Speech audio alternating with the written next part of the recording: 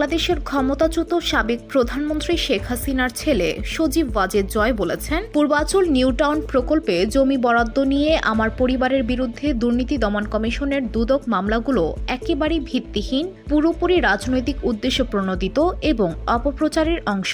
শুক্রবার 2 মে সামাজিক যোগাযোগ মাধ্যম ফেসবুকে তার ভেরিফাইড পেজের এক পোস্টে তিনি এ দাবি করেন। পোস্টে সজীব ওয়াজেদ জয় বলেন, আমাদের বিরুদ্ধে 3টি কথিত নিয়মভঙ্গের অভিযোগ আনা হয়েছে।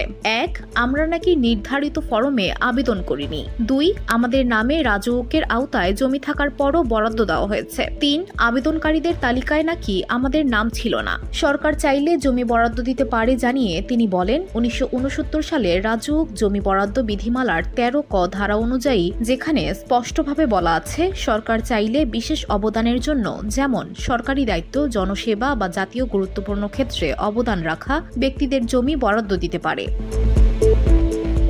এছাড়াও মন্ত্রিসভার সদস্য, সংসদ সদস্য, মুক্তিযোদ্ধা, শহীদ পরিবারের সদস্য এবং রাষ্ট্রীয় অবদান রাখা সরকারি কর্মকর্তাদের জমি বরাদ্দ দেওয়ার সুযোগও ওই বিধিমালাতেই আছে। অভিযোগকে অপ্রাসঙ্গিক আখ্যা দিয়ে জয় বলেন, আমার পরিবারের সদস্যরা এই বিশেষ বিধানের আওতায় 13 ক 1 ক এবং 13 ক 1 গ মন্ত্রী এবং শহীদ পরিবারের সদস্য হিসেবে আবেদন করেছিলেন। এই বিধান অনুযায়ী কারো নামে রাজউক এলাকায় অন্য জমি থাকলেও সেটা কোনো বাধা না, যথাযথভাবে প্রক্রিয়ায় আবেদন করা হয়েছে জানিয়ে তিনি বলেন, আমরা সরাসরি প্রধানমন্ত্রীর কাছে আবেদন করেছিলাম, যিনি তা যথাযথভাবে গৃহায়ন ও গণপূর্ত মন্ত্রণালয়ে সুপারিশ সহ প্রেরণ করেন। সুতরাং বলা হচ্ছে যে আমরা সঠিক ফরমে আবেদন করিনি, এটা সম্পূর্ণ মিথ্যা ও উদ্দেশ্য প্রণোদিত।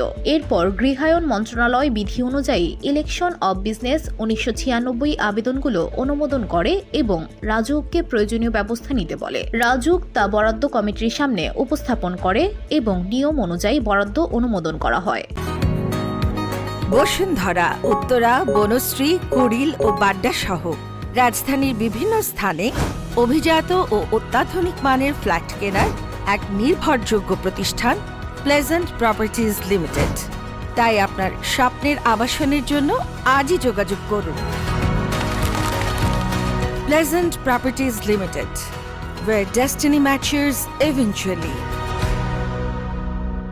জমিগুলো বিনামূল্যে দেওয়া হয়নি উল্লেখ করে তিনি বলেন, প্রত্যেক ধাপে নিয়ম মেনে কাজ হয়েছে। আমরা সরকার নির্ধারিত দামে কিনেছি। দুদক থেকে নিরপেক্ষতা আশা করাই বোকামি দাবি করে তিনি জানান, দুদক একটা পুরোপুরি রাজনৈতিক হুমকির যন্ত্র হয়ে উঠেছে আমার পরিবারকে হয়রানি আর বদনামের জন্য। দুদকের চেয়ারম্যান আব্দুল মোমেন, যাকে আওয়ামী লীগ সরকার দুর্নীতির অভিযোগে বরখাস্ত করেছিল, এখন এই অপারেশনের প্রধান। তার একমাত্র যোগ্যতা, তিনি বিএনপি ঘনিষ্ঠ আমলা ছিলেন, খালেদা জিয়ার প্রাইভেট সেক্রেটারি ছিলেন। পোস্টে তিনি দাবি করেন, মামলার ভেতরে অনিয়মের কোনো তথ্য প্রমাণ নেই, সবই প্রচারণা।